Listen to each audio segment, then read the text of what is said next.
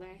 I'm Lisa. And I'm Sonni. And this is Nothing to be ashamed of. Rosé all day version. Rosé all day version.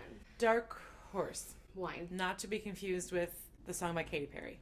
Correct. Wasn't that a song she wrote? It is. You guys, so Sonni apparently has a really good shame of the week that she's been sitting on for days. She almost spilled it last night to boyfriend and I. Yeah. She's like, do you want to hear it? I said, well, no, if I've waited this long, I really want to be surprised. So before I talk about it, I just want to get a snack that I've prepared. Okay. This was not planned. To go with our wine, we have a bit of cheese. You may have with or without a cracker. Okay. And I think maybe without a cracker is less messy, but... I mean, I'm doing cracker. Great, get in there. What kind of cheese is it? So we'll talk about it. Is this part of the shame of the week? Uh-huh. Great. Delicious. Yeah. Am I supposed to taste something weird? No. Okay. I just love that she's got props for the shame of the week. I bought this cheese on Sunday, and it was almost $20 for a wedge of cheese. Now here's what happened. Yeah, break it down. This is my shame of the week. So I was going through the grocery store to get stuff to make tacos al pastor, which we had this week, which was delicious. Excellent. I'm staying on message. I've got only the things on my list. The last place you go by in the grocery store is the cheese section. At Heirloom? At Heirloom. Yeah, they get you. What catches my eye? Rosy Goat, which is a goat cheese encrusted in rosemary. I love rosemary. I love goat cheese. Yeah. So I grab it, I put it in my cart, I go check out, it's self-checkout. I don't look at the price until I'm looking for the UPC to check it out. And I realize it says $17.68. For like how many ounces? For about a half a pound. I don't know how much that is. Well, so the cheese is $27 a pound. Okay. The same amount of like, let's say like a brick of cheddar that you buy in just the fridge section. $2.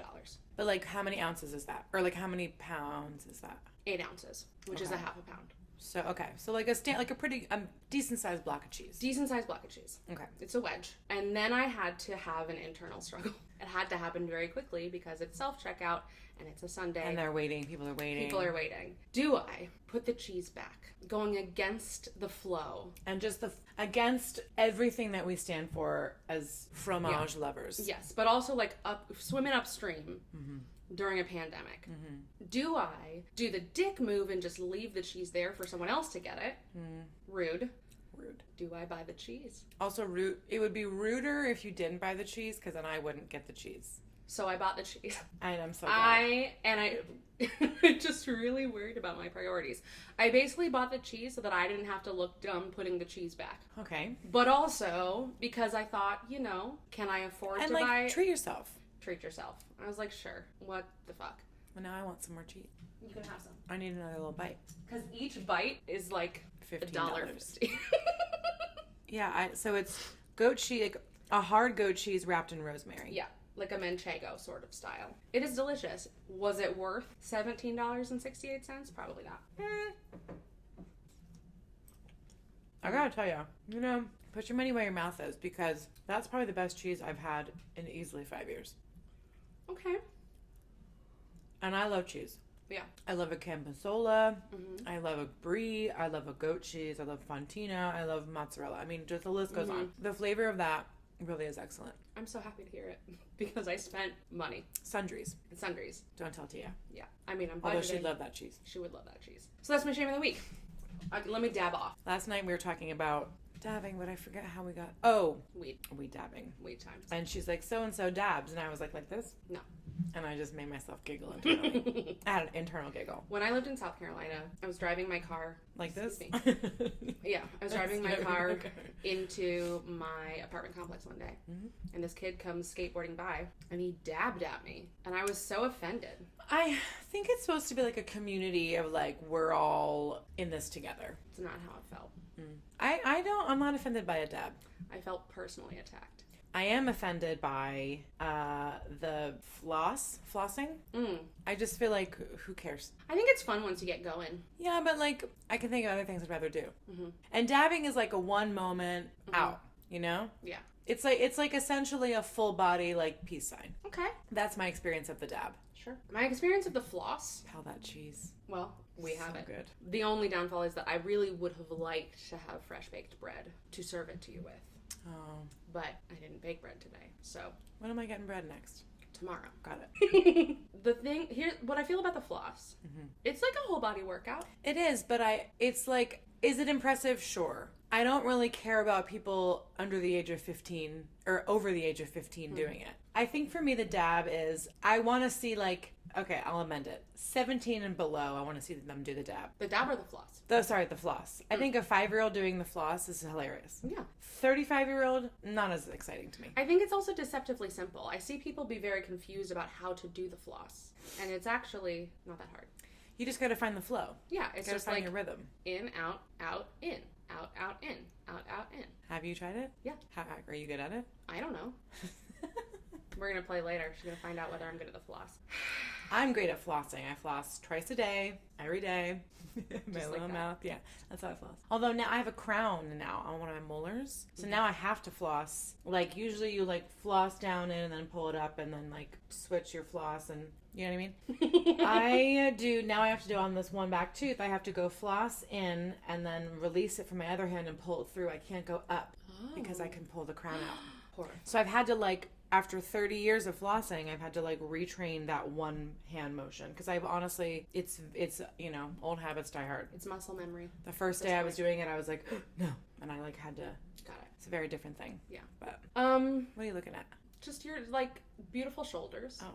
Guys, I was worried about my suntan lines. I hate suntan lines. Sonny will tell you, boyfriend will tell you, Anaya will tell you, I hate a suntan line. I don't know why. I just, you know what? I was going to say I don't even mind them on other people. I hate them on everybody, personally. Is that your shame of the week? No, I just don't. This might be my shame of the week. My suntan lines. Yeah. They're not as bad as they could have been. But you know what? I will say, I'm going to just change the shit around. Gratitude of the week. Years ago, 4 years, I had this awful skin, whatever it was called. You remember? Tinea versicolor. Yeah. And I would get like white spots on my tan skin in reverse, like pinkish spots in my pale skin. And I got a new dermatologist, I guess 2 years ago, and she gave me this cream, and now it's gone. So she did say one day you'll wake up and it'll be gone. And I was like, can you like give me an ETA on that? And there wasn't one. It's just essentially now it's done. Yeah. But all that to say, I will be grateful. I am grateful for my skin being clear here without blotches. Yeah. And maybe now, knock on wood, hopefully it's just gone. Yeah, I think so. So gratitude change, you guys. Yeah. Sometimes you just gotta change your feelings. Like you gotta wear your jewels sometimes. Putting on a face really upped my game for the day. Yeah. Let me just dab. Here's the thing about today. It is, I looked at the weather earlier. 90 degrees feels like 100. There's no sun, so it's literally just the humidity. Mm-hmm. My body wasn't made for this. I'm cool to the touch. Yeah, I'm not breaking a sweat. Am I cool to the touch? I don't know. I'm so hot. Yeah. I take a Yeah, I was made for the humidity. Mm-hmm. You were made to be glistening in the Mediterranean with a juicy tomato in your hand and olives in the other hand, and I was made to be in the fog with a potato. Is there a man attached to those olives? Why not? You know what I mean? Got it, balls. Tomato in one hand, balls in the other hand. Uh-huh. Exactly. Boobs and balls. Boobs and balls. Mm-hmm.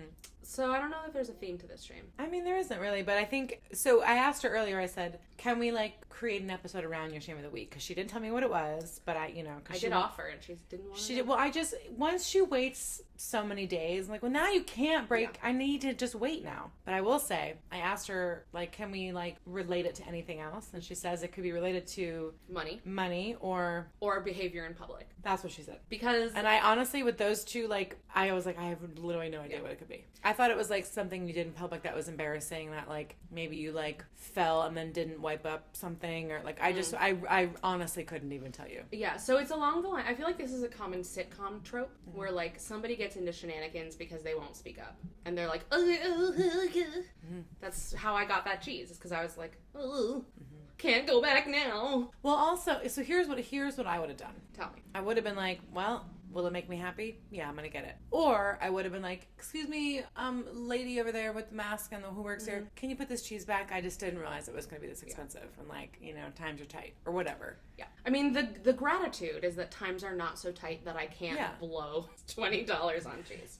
And we're not doing the same shit like we were a few months ago. Mm-hmm. You're not going out and doing karaoke, you're not spending money in that way.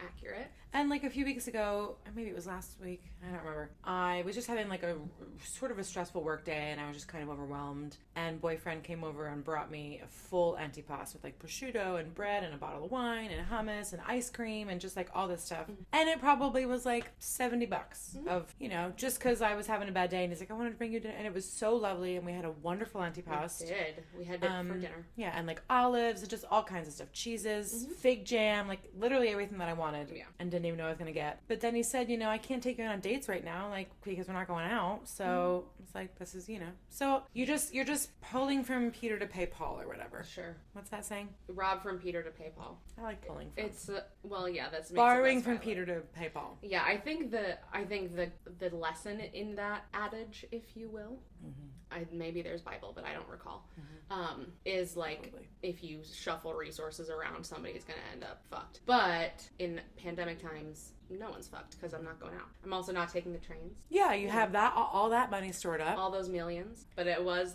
like, this is so silly that this just happened. Understand the internal struggle. I've had that before, probably with like a bottle of wine, you know, or something, where I was like, but now I'm committed, and I'm like, well, now I feel embarrassed if I go back and put it or don't commit to what I've already grabbed. But like at the end of the day, it's all just like, not even, maybe it is ego. It's just like looking good or like care about what other people think about you, caring about what other people think about you. But honestly, who cares? It was a little bit of that for sure. Yeah. Also, it's fucking great cheese.